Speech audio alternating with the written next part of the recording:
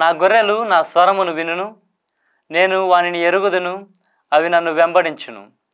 యోహాను సువార్త 10వ అధ్యాయము 27వ వచనము. క్రీస్తునాథుని యందు ప్రియ సహోదరి సహోదరులారా, మనం ప్రార్థించినప్పుడు మన యొక్క విన్నపములను దేవుడు ఆలకిస్తారు. ఆలకించడమే కాదు, వాటిని నెరవేరుస్తారు. మనం దేవునితో సంభాషించాలంటే అది కేవలం విశ్వాసం ద్వారా మాత్రమే సాధ్యపడుతుంది. మనం ప్రార్థన చేయగా మన విశ్వాసం అనేది బలపడుతుంది. ఈనాటి సువార్త పఠనంలో చూసినట్లయితే మనం దేవుని యందు విశ్వాసం ఉంచి పట్టుదలతో ప్రార్థిస్తే ఆ ప్రభు మనకు అనుగ్రహాలను ఇస్తారు. అలాగే ఆయన యొక్క మార్గాన్ని అనుసరిస్తే మన జీవితాలలో శాంతి సమాధానాన్ని నెలకొల్పుతారు. క్రీస్తు ప్రభు అపోస్తలులతో ఇలా పలుకుచున్నారు, నేను మిమ్ములను తొడేళ్ల మధ్యకు గొర్రెల వలె పంపుచున్నాను. మీరు హింసలను ఎదుర్కొంటారని ముందుగానే క్రీస్తు ప్రభు అపోస్తలులను హెచ్చరిస్తున్నారు. బుద్ధిమంతులుగా మరియు పావురం వలె నిరపరాధులుగా ఉండమని క్రీస్తు ప్రభు వారితో చెప్పుతున్నారు. నిరపరాధంగా ఉండటం అంటే ఇక్కడ శుద్ధమైన హృదయాన్ని కలిగి ఉండటము.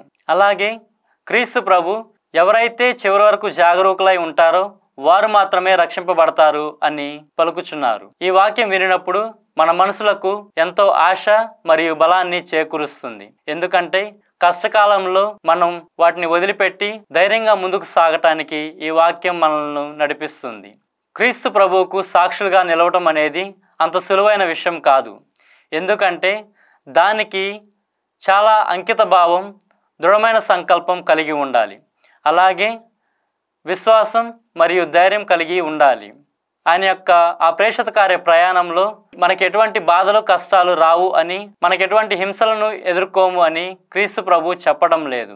క్రీస్తు వాక్య పరిచర్యలో మనం ఎన్నో బాధలు ఖచ్చితంగా వస్తాయని, ఎన్నో కష్టాలు నష్టాలు ఉంటాయని, అవమానాలను ఎదుర్కొంటామని, అలాగే చివరి వరకు మరణాలను కూడా చూడవచ్చు అని మనల్ని ముందుగానే క్రీస్తు ప్రభు హెచ్చరించడాన్ని మనం చూస్తున్నాము. కానీ ఎదురయ్యే ఈ అవమానాలు, కష్టాలు, బాధలు, ఒడిదుడుకులు, మరణాలు ఈ ప్రేషిత కార్యాన్ని ఆపలేవు.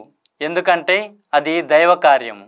మన జీవితాలలో ఎన్ని కష్టాలు వచ్చినప్పటికీ దేవుణ్ణి నమ్ముకొని ప్రభువును చాటుతూ క్రీస్తుని విశ్వసిస్తూ దృఢ సంకల్పంతో క్రీస్తుని నమ్ముకొని క్రీస్తు యొక్క క్రియలను చాటుదాం. పవిత్రాత్మ దేవుడు మనలను దీవించునుగాక. ఆమెన్.